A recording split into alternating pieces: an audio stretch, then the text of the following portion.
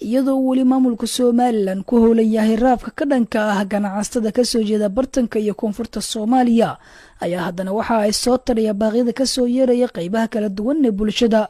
kuwaas oo ku baaqaya in la joojiyo falkan inkastoo ay culimada ku nool gobolada waqooyi galbeed ee Soomaaliya ka gaabiyeen kaalintooda kuwa dandhacdadan ayaa haddana Sheekh Shacbaan ku sugan goboladaas wuxuu ka mid noqday wadaadada farakutiriska ah ee ku dhiirtay ka hadlida arrintan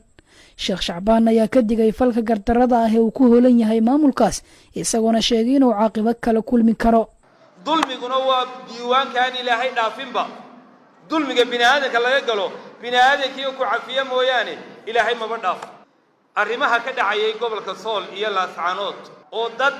maxas ah oo jilicsan oo dumar iyo caruur leh qaabkii loo mastaafurinayay dulmi cad buha Ilaahayna raali kama dadka islaamka aqligana raali kama noqon karaan war amaan in la ilaaliyo waa sax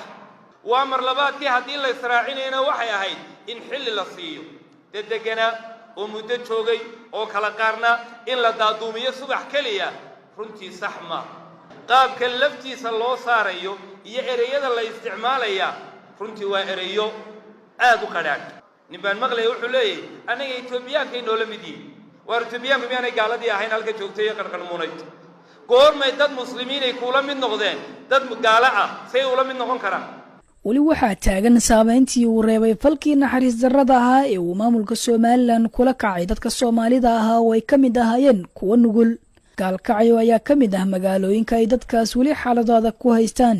walow way jiraan dad meel kale ka siyaaday